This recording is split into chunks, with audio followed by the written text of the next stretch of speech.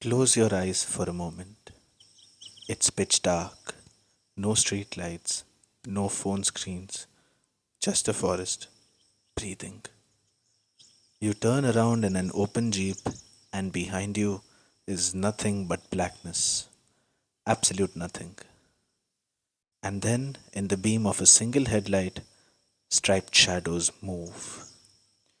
Tonight, I'm taking you to April 2024, deep into Pench National Park on a night safari, where hope was almost gone, visibility was close to zero, and the jungle decided to give us a memory for life. It was the summer of April 2024. Back in Mumbai, I had just finished my last working day at my firm. One chapter closed, another waiting to begin. And in between those chapters lies a rare luxury: time.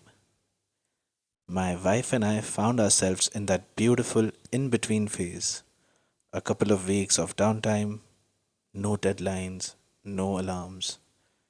Naturally, we wanted to do something memorable, something we'd talk about for years to come. And for us, that dream went all the way back to childhood, seeing a tiger in the wild, not behind bars, not on screens, not in zoos, but in its world. And I was lucky my wife shared the same exact excitement. Now, when you say tiger safari in India, the obvious names pop up: Tadoba, Corbett, Ranthambore. And yes, those are phenomenal parks. But this time, we wanted something more immersive, less frenzy, more forest. That's when Pench National Park came into the picture, recommended by family members who had been there over the years. Now, Pench lies across Madhya Pradesh and Maharashtra, nestled in the Satpura Ranges. It's known for teak forests, open meadows, seasonal streams, and its raw, untamed feel. The park spans roughly 750 square kilometers, divided into core zones and buffer zones. Popular gates like Turia, Karmajiri, Jamtara, Salari are familiar names amongst wildlife lovers. And very importantly, Pench feels like a place where the jungle leads, not tourism. Instead of a resort, we stayed at a homestay recommended by a relative. And honestly, this was the best decision of the trip. The comfort was immediate, booking was effortless, but more than that, it was the warmth.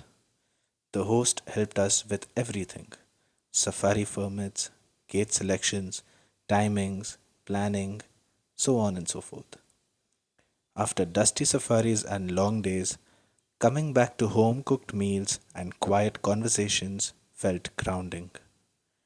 It didn't feel like a hotel stay. It felt like being hosted by someone who genuinely loved the forest. We decided not to leave anything to chance. Four safaris in total, three core safaris, and one buffer safari. And not just any buffer safari, a night safari. Because here's something I truly believe in: the tiger doesn't know the difference between core and buffer. We are mere guests in a kingdom not known to us. They are the kings and queens. They go wherever they want. The first three safaris were stunning. The jungle was alive despite the summer heat. We saw massive gores resting like ancient guardians of the forest.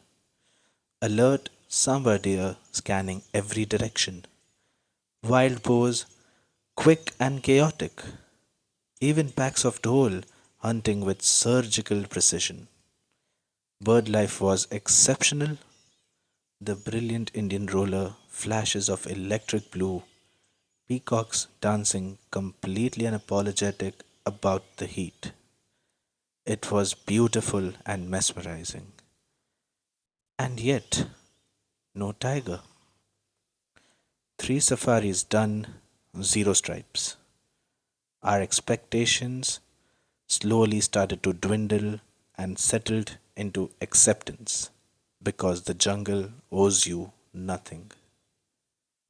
Now, back in 2024, Pench offered something rare, a night safari from 6 p.m. to 9 p.m.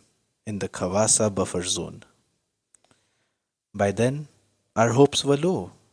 Night, buffer area, almost no visibility, but we went anyway because even if nothing shows up, the experience itself mattered.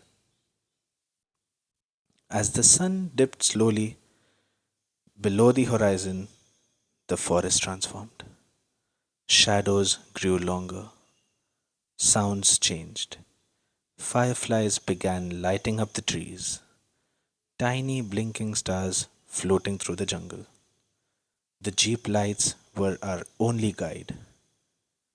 You turn back and there's nothing, just pure, absolute darkness. A couple of hours in, no tiger, but the tension palpable. Somewhere deep inside, we whispered, if we get even a glimpse, this would be unforgettable. And then something shifted. Our guide made a bold choice.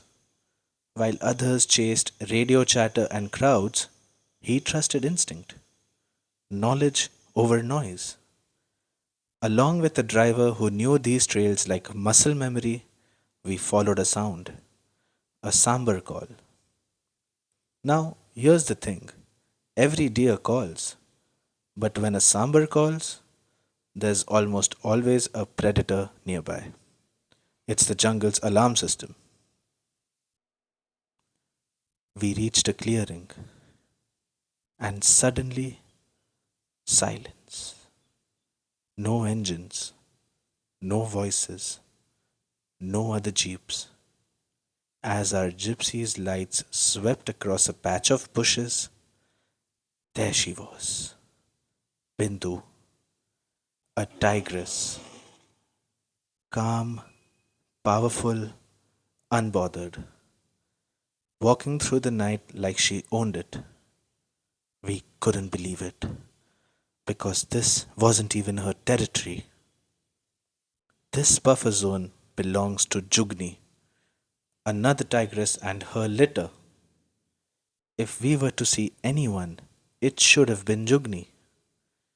But there she was, Bindu, in another female's domain, in absolute darkness, only our headlights revealing her stripes. That moment was peak jungle drama. That night, the jungle didn't just welcome us, it embraced us with open arms, and it did not disappoint. This wasn't just a safari, it was a reminder that the best stories come when you surrender control, when you listen, when you trust the wild. This remains one of the most dramatic wildlife experiences of my life, a safari like no other. And years from now, I know I'll still remember the darkness, the silence, and the Queen of Pench walking calmly into the night.